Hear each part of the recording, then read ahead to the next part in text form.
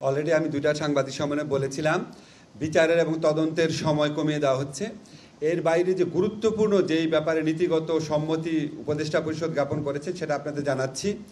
একটা হচ্ছে শুধু শিশু ধর্ষণ মামলার আলাদাভাবে বিচার করার জন্য, শিশু ধর্ষণের মামলার বিচার করার জন্য বিশেষ ট্রাইব্যুনাল স্থাপনের বিধান রাখা হয়েছে। এটা সবাই নীতিগতভাবে সম্মত হয়েছে। আরেকটা হচ্ছে আমাদের অনেক এই নারী ও শিশু নির্যাতন দমন আদালত দেখা যেত মামলার জট লেগে যেত, কারণ এখানে দুই ধরনের মামলা আসতো। একটা হচ্ছে সম্মতি সহ যে সমস্ত ধর্ষণের ঘটনা ঘটতো, যে বিয়ের প্রলোভন দেখিয়ে, এই সমস্ত মামলার অনেক আধিক্য ছিল, এই মামলাগুলাই বেশি ছিল। আর সম্মতি ব্যতিরেকে যেই ধর্ষণের ঘটনা, সেই মামলাগুলোর বিচার এই জন্য আটকে থাকতো। সেই জন্য আমরা এই আইনের মধ্যে বিধান করেছি, বিয়ের প্রলোভন দেখিয়ে সম্মতি নিয়ে, প্রতারণামূলকভাবে হোক বা বিয়ের প্রলোভন নিয়ে হোক, সম্মতিক্রমে যেই ধর্ষণের ঘটনাগুলোর বিচার, সেটা একটা আলাদা অপরাধ।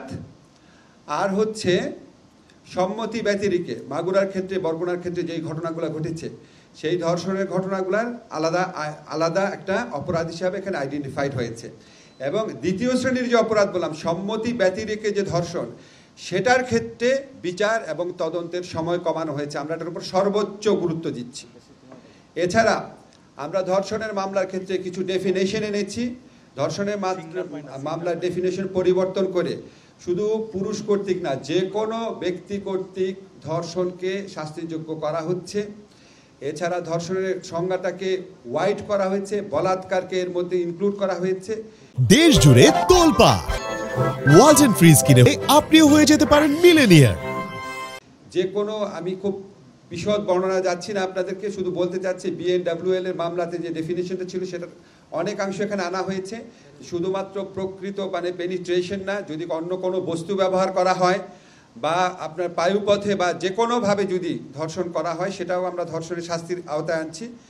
এটা আপনারা মানে যে কোনো ফর্মে যদি ধর্ষণ হয়, এটা আমরা ওয়াইড করে দিচ্ছি। আর থার্ড যে অত্যন্ত গুরুত্বপূর্ণ পরিবর্তন আনা হচ্ছে, সেটা হচ্ছে ডিএনএ রিপোর্ট পাওয়ার অপেক্ষায় অনেক মামলা বছরের পর বছর ঝুলে থাকতো।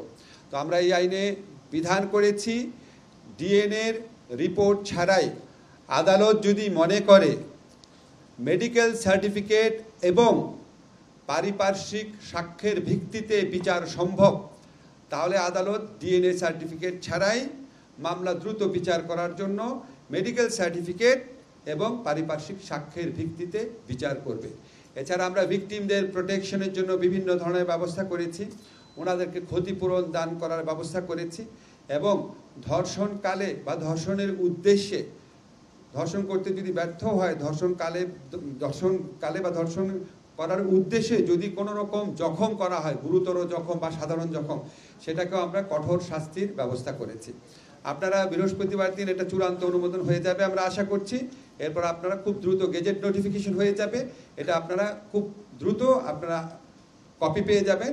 তবে আপনাদেরকে একটা জিনিস ক্ল্যারিফাই করি, এই আইনের পাশের সাথে মাগুরায় আসিয়া হত্যা এবং ধর্ষণ মামলার বিচারের সম্পর্ক নাই। ওই বিচার এগিয়ে চলেছে নিজস্ব গতিতে এবং আমরা মনে করি খুবই দ্রুততার সাথে এই মামলার বিচার হবে। এই মামলার তদন্ত কার্য সমাপ্তির পথে, ডিএনএ রিপোর্ট পাওয়া যাবে 2-3 দিনের মধ্যে, তদন্ত কার্য সমাপ্তির পথে। আমরা আশা করছি আগামী কয়েকদিনের মধ্যে এই মামলার বিচার শুরু হয়ে যাবে এবং খুব দ্রুত নিষ্পত্তি হয়ে যাবে, যেহেতু অকাট্য অনেক প্রমাণ রয়েছে।